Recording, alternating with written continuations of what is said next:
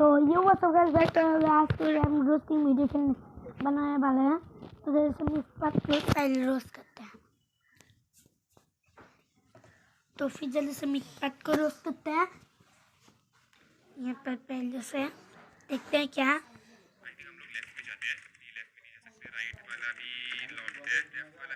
यह क्या है।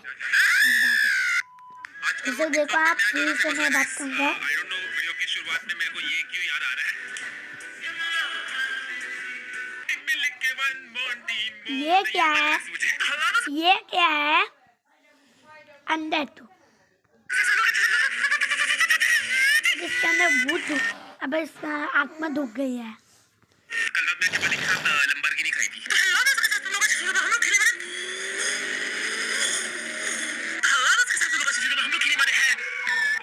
वो सबसे देखते हैं ये कहानी एक लड़के के बारे में है जिसका नाम होता है एरन। एक दिन एरन हाइकिंग के लिए एक जगह पर जाता है और वो जगह पूरी तरह से वीरान होती है। हाइकिंग क्यों करने लगा किसी को ना बता गया। ये मूवी मैंने पहले भी देख रखी है। इसका हाथ एक पत्थर में अटक जाता है। ये वो टुल्लू है, इसको कोई ये अपने मदर का कॉल ना उठा के यहाँ पर ना बता के आ गया। तो जल्दी से देखते हैं। वहाँ पर दूर दूर तक कोई भी नहीं होता और जब एरन हाइकिंग कर रहा होता है तो तभी उसे वहाँ पर दो लड़कियाँ दिखाई देती हैं। असल में ये लड़कियाँ अपना रास्ता भूल गई थी। तब एरन उनसे पूछता है क्या मैं तुम्हारी कुछ हेल्प कर सकता हूँ। तब ये कहकर फौरन एरन उन लड़कियों के पास जाता है। यहाँ पर एरन उनकी हेल्प करते हुए उन्हें सही रास्ता बताता है और फिर वो इन्हें गाइड करते हुए इन्हीं के साथ आगे के सफर पर निकल जाता है। और जब ये काफी आगे निकल जाते हैं तो एरन इन्हें बताता है कि मैं एक और रास्ते को जानता हूँ और मैं गारंटी देता हूँ कि आपको सफर में बहुत मजा आने वाला है। और अब ये तीनों माउंटेन पास के जरिए आगे बढ़ना शुरू कर देते हैं और ये रास्ते काफी नैरो यानी तंग होते हैं। और जब ये तीनों थोड़ा आगे पहुँचते हैं तो एरन वहाँ से कूद जाता है। तब ये देखकर वो दोनों लड़कियाँ डर जाती हैं क्योंकि उन्हें ऐसा लग रहा था कि शायद एरन गिर गया है। लेकिन तभी एरन नीचे से उन्हें आवाज लगाता है। असल में वहाँ पर बहुत सारा पानी था, वो जगह एक पूल थी। अब एरन उन दोनों को भी नीचे कूदने के लिए कहता है। तब ये दोनों लड़कियाँ एक एक करके पानी में कूद जाती हैं और ऐसा करने में उन्हें बहुत मजा आता है।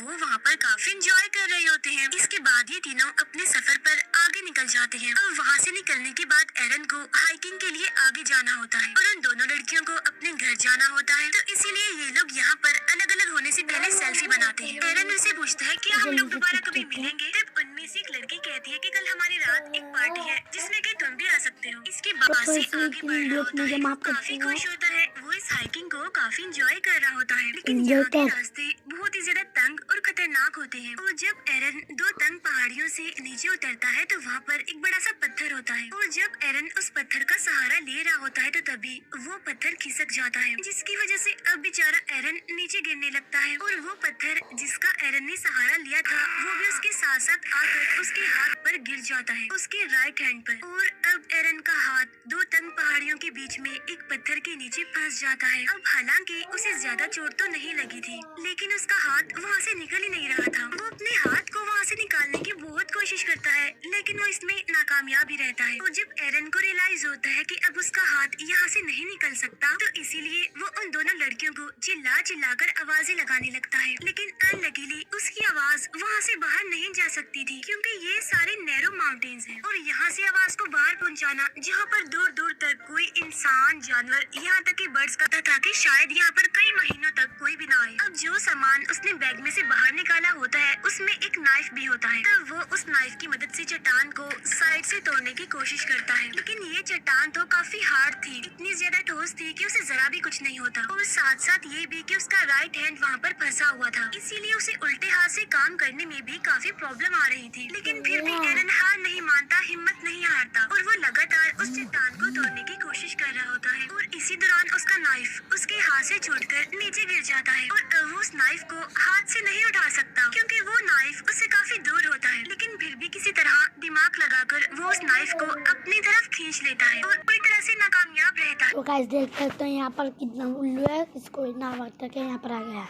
अब क्योंकि वो चट्टान इतनी ठोस थी कि उसकी नाइफ की धार भी पूरी पता था कि वो यहाँ से कैसे निकल सकता है, इसीलिए वो लगातार अपने हाथ को वहाँ से निकालने की कोशिश करता रहता है। ऐसे ही करते करते अगली सुबह भी हो जाती है और अब यहाँ पर एरन को फंसे हुए 25 घंटे हो गए थे लेकिन स्टिल उसे निकल बात कोशिश करता है, लेकिन इतनी स्ट्रगल करने के बावजूद भी वो पत्थर अपनी जगह से हिलता तक नहीं है। इसके बाद वो रस्सी के उस सिरे को अपने पाँव में फंसाकर पूरा जोर लगाकर उस पत्थर को हिलाने की कोशिश करता है, लेकिन इस बार भी कोई फायदा नहीं होता। मुसीबत तो बढ़ती जा रही थी क्योंकि 3 दिन हो गए थे और अब उसका पीने का पानी भी खत्म हो गया था। अब क्योंकि वो यहाँ पर फ्री है, उसके पास कोई काम नहीं है, इसीलिए वो छोटी छोटी चीजों को भी नोटिस कर रहा था यहाँ पर, जैसे कि एक बर्ड ऊपर आसमान से उड़ रहा है, वो वहाँ से हिल भी नहीं सकता और कभी कभी वहाँ पर कुछ खतरनाक इंसेक्ट्स भी आते रहते हैं और अगर वो उन इंसेक्ट्स को मारकर उन्हें खाना चाहता है तो उसे उनके आने का इंतजार करना होगा। और तो और इस माउंटेन पास में एरन को एक दिन में सिर्फ 15 मिनट धूप मिलती है, क्योंकि उसके बाद धूप तो वहाँ से चली जाती है। अब 3 दिन से एरन यहाँ पर भूख से, प्यास से और ऐसे माहौल से काफी परेशान हो गया था और इसीलिए अब वो ये डिसाइड करता है कि वो अपने हाथ को ही काट देगा। तब ये सोचकर वो अपने हाथ के ऊपर वाले हिस्से को यानी कि बाजू को अच्छे से तो गाइस ये हाथ वाला सपना इसको आएगा, इसके बेटा होगा वो वाला सपना इसको आएगा, फिर ये अपना हाथ सच्ची मुट्ठी काट देगा अपने बैकबोन को तोड़ के बांध लेता है और उसके पास जो नाइफ होता है वो उसे अपने बाजू को काटने की कोशिश करता है, लेकिन उस नाइफ की धार तो खत्म हो गई थी, जिसकी वजह से उसकी बाजू की पतली सी स्किन भी उस नाइफ से नहीं कट रही थी। तब इस बात से एरन काफी डिसअपॉइंटेड हो जाता है और इसीलिए वो कैमरा में रिकॉर्ड करता है कि कभी भी सस्ते टॉयज मत खरीदना, क्योंकि ये तो बेकार होते हैं, किसी काम के नहीं होते। अब इस तरह करके एक और दिन गुजर जाता है और जब रात होती है तो एरन को अपने पुराने दिन काफी याद आ रहे होते हैं। उसे अपनी फैमिली, अपने बेस्ट फ्रेंड और अपने बहुत सारे फ्रेंड्स याद आ रहे होते हैं और जब वो लोगों को याद कर रहा होता है तो ऊपर आसमान में बादल आ जाते हैं और देखते ही देखते बहुत जोरों से बारिश होने लगती है। क्योंकि एरन के पास पानी खत्म हो गया था, इसीलिए वो अपनी बोतल में पानी भरने लगता है और उन तंग माउंटेन्स में भी पानी आने लगता है जहाँ पर एरन फंसा हुआ था और अब देखते ही देखते पानी का लेवल बढ़ता जा रहा था, जिसकी वजह से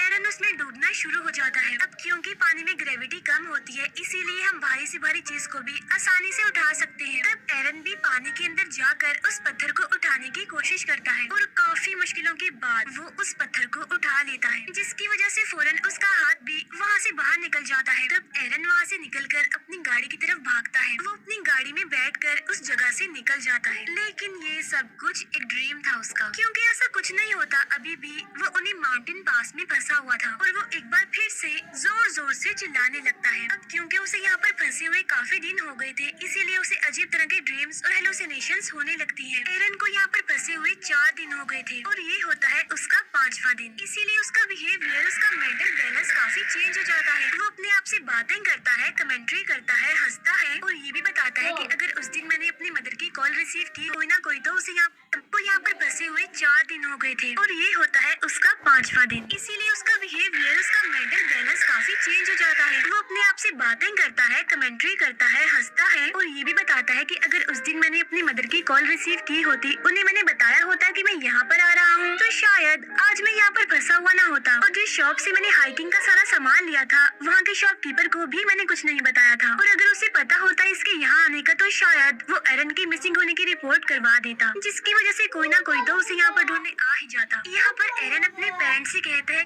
सामान लिया था, वहाँ के शॉपकीपर को भी मैंने कुछ नहीं बताया था और अगर उसे पता होता इसके यहाँ आने का, तो शायद वो एरन की मिसिंग होने की रिपोर्ट करवा देता। निकलने की उम्मीदें खुद भी खत्म हो चुकी थी, क्योंकि वो भूखा भी है, प्यासा भी है, उसकी बॉडी में जान नहीं है और ये इतना बड़ा पत्थर जो है जिसे वो मूव भी नहीं कर सकता, उसने एरन को जैसे यहाँ पर कैद ही करके रख दिया है। अब एरन एक बार फिर से अपने हाथ को बांधता है और वो नाइफ जिसकी धार पूरी तरह से खत्म हो चुकी है, वो उससे अपने हाथ को काटने की कोशिश नहीं करता, बल्कि वो नाइफ की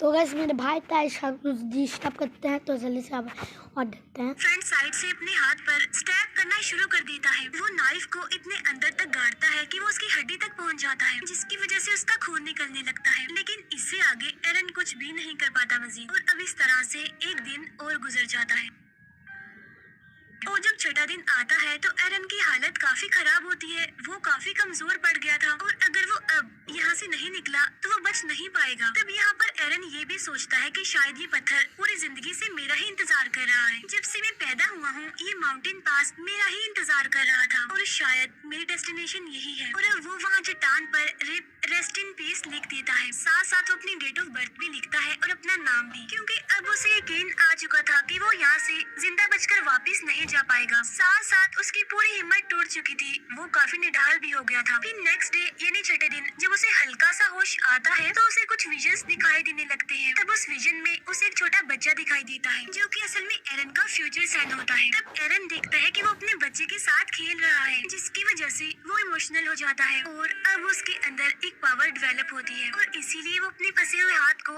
अपोजिट साइड पर पुश करना शुरू करता है। ऐसा करके वो अपने हाथ की हड्डी को तोड़ देता है और उसके पास जो चाकू होता है उस पर भी उसने धार लगा ली होती है और अब आहिस्ता आहिस्ता करके वो अपने हाथ को काटना शुरू करता है और अब इस तरह करके वो अपने हाथ को अपनी बॉडी से अलग कर देता है। और आज छठे दिन वो अपने हाथ को सेक्रीफाइस करके इस पत्थर से खुद को आजाद कर लेता है। अब वहाँ से निकलने से पहले वो अपने हाथ की पिक्चर भी बनाता है, उस हाथ की जो अभी भी उस पत्थर में फंसा हुआ है। और अब एरन बड़ी मुश्किल से इन माउंटेन पास से बाहर निकलता है और बाहर निकलकर वो देखता है कि वहाँ पर बारिश का कुछ पानी पड़ा हुआ है। तब एरन वहाँ पर जाकर वहाँ से बहुत सारा पानी पीने लगता है, क्योंकि पिछले 6 दिनों से ना उसने कुछ खाया था और ना ही पानी पिया था, इसीलिए आज वो जी भर के पानी पीता है। और इसके बाद वो वहाँ से आगे निकलता है और उसे आसमान में उड़ता हुआ वो बर्ड भी दिखाई देता है, जिसे वो हर रोज माउंटेन पास ही देखा करता था। और आज वो खुद को भी उस बर्ड की तरह आजाद समझ रहा था, लेकिन अभी भी उस एरिया से निकलना कोई आसान नहीं था, क्योंकि वो जगह काफी बड़ी और बंजर थी। लेकिन अभी भी एरन हिम्मत नहीं हारता और इतना ज्यादा पेन में होने के बावजूद भी वो आगे बढ़ता रहता है। और तभी उसे एक फैमिली दिखाई देती है जो कि हाइकिंग के लिए यहाँ पर आई हुई थी। तब एरन उन्हें आवाज लगाता है और वो भागते हुए उसकी तरफ आते हैं। वो एरन की मदद के लिए सिक्योरिटी को बुलाते हैं और इसके बाद वहाँ पर एक हेलीकॉप्टर आता है और फिर एरन को वहाँ से हेलीकॉप्टर के जरिए हॉस्पिटल ले जाया जाता है। फिर हमें कुछ टाइम बाद का सीन दिखाया जाता है जहाँ पर एरन बिल्कुल ठीक हो गया था और एरन ने जो अपने बच्चे के विजन देखे थे वो भी सच हो जाता है, क्योंकि 3 साल बाद